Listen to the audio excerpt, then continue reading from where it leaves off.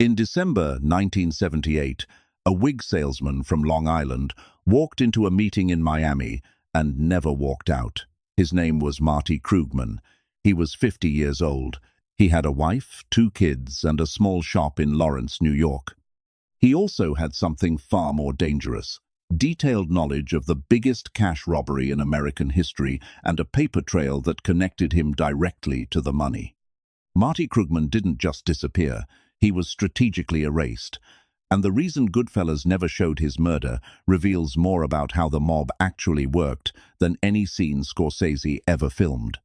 This is the story of the murder that mattered most, the one that set the template for every killing that followed, the one that proved Jimmy Burke wasn't just a robber, he was a calculator. And when you understood the mathematics of power inside organized crime, you realized that Marty Krugman's death wasn't about revenge or paranoia, it was about control. If you found this story as gripping as we did, smash that like button and subscribe. And here's a question for you. What's your favorite scene from Goodfellas? Is it the Copacabana tracking shot, the funny how scene with Tommy, or maybe the helicopter paranoia sequence? Drop your answer in the comments. Let's talk about what made that movie a masterpiece and what it deliberately left out. Let's go back to where it started.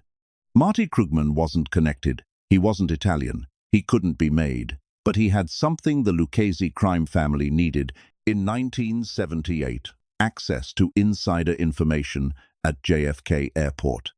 His best friend was Werner, a cargo supervisor at Lufthansa Airlines. Werner had gambling debts, Krugman had connections to Jimmy Burke, and Jimmy Burke had the crew to pull off what Werner was describing. The Lufthansa cargo building held millions in untraceable cash, foreign currency waiting to be sorted and shipped.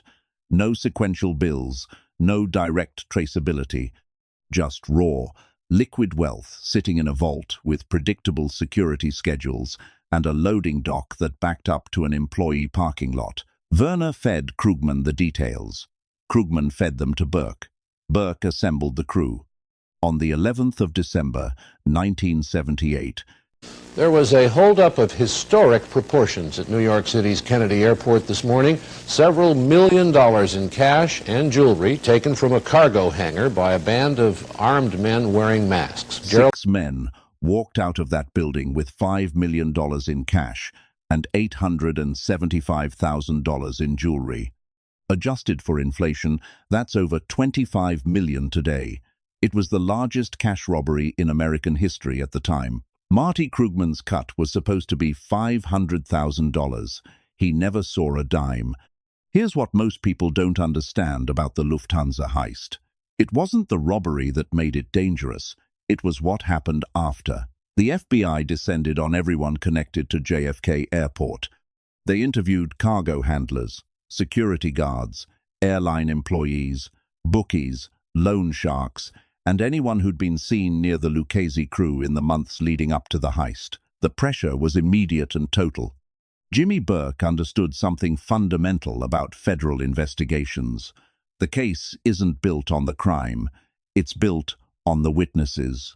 And every person who knew details about the heist was a potential witness. Every conversation was a potential testimony.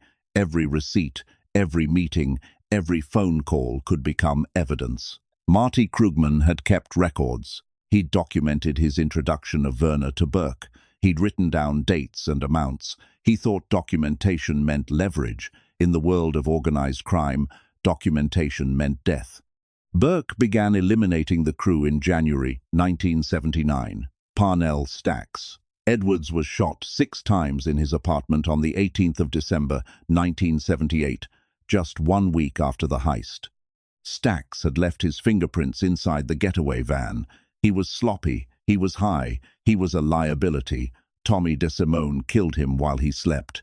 But Stacks was expendable from the beginning. Marty Krugman was different. Krugman was the architect. He'd put the whole thing together. He knew who was involved, what they'd taken, and where the money had gone. More importantly, he was demanding his share. In early January 1979, Krugman began calling Jimmy Burke.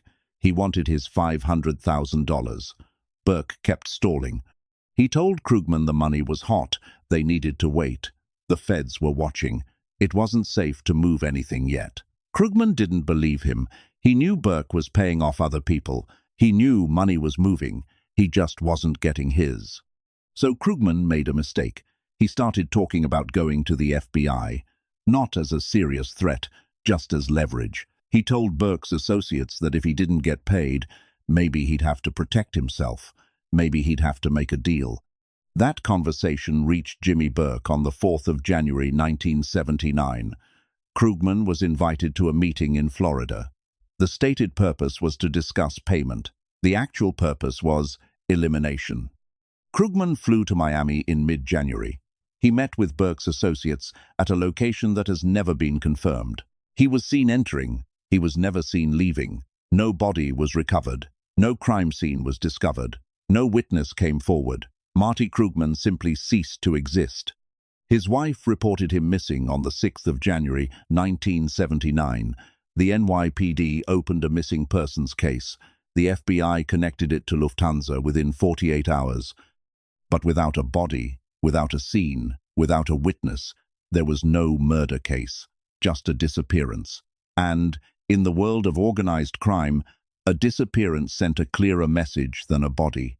Here's why Krugman's murder mattered more than any other. It established the pattern.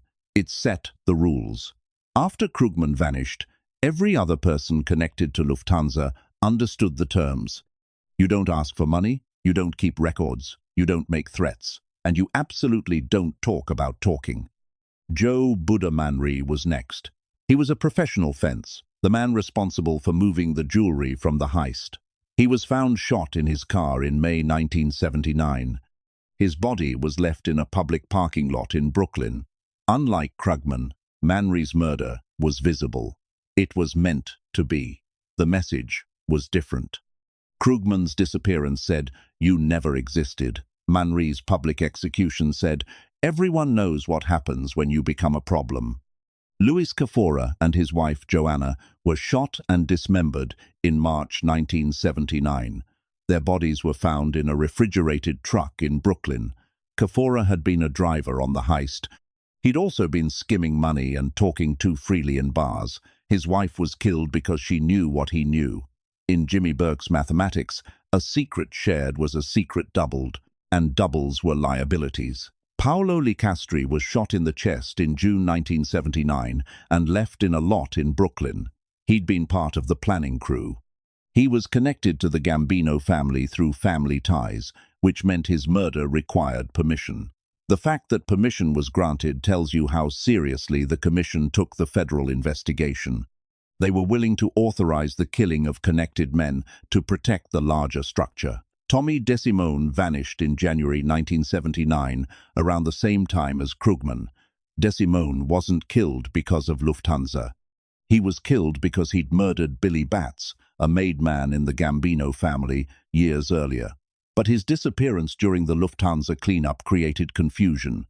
The FBI couldn't tell which murders were house cleaning and which were internal mob politics. That confusion was useful to Burke. Robert Frenchie McMahon was found dead in a garbage truck in Queens in July 1979. He'd been a lookout during the robbery. He was also a heroin addict. Addicts talk. Addicts make deals. Addicts don't control their mouths under pressure. McMahon was eliminated not for what he'd done, but for what he might do in an interrogation room. By the summer of 1979, more than half the crew was dead. The FBI knew the killings were connected to Lufthansa. They knew Jimmy Burke was behind them, but they couldn't prove it. There were no witnesses willing to testify, no physical evidence linking Burke to any scene, no murder weapons recovered, no confession extracted. This is where Krugman's murder becomes central to understanding Burke's strategy. Every killing after Krugman followed the same principle: eliminate the link between the heist and the evidence. Burke wasn't killing out of paranoia, he was killing out of logic. Each person who died removed a piece of testimonial evidence from the board. Each disappearance severed a connection between Burke and the money. The FBI tried to flip Louis Werner. He was the insider, the cargo supervisor who'd provided the intelligence. He'd been arrested in February 1979 and charged with providing information to facilitate the robbery. Werner faced 15 years in federal prison.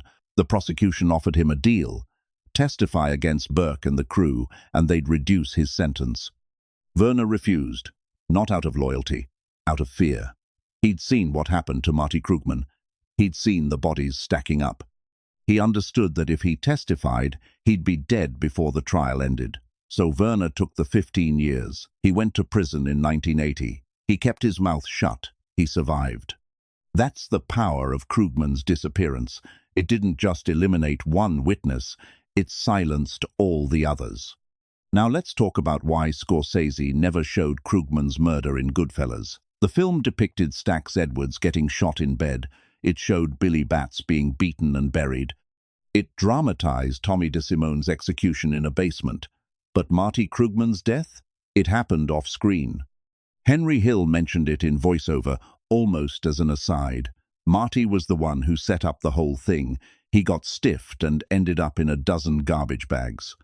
That wasn't a creative choice. It was a structural one. Scorsese understood that Krugman's murder wasn't cinematic. There was no confrontation, no dialogue, no dramatic tension. It was pure elimination.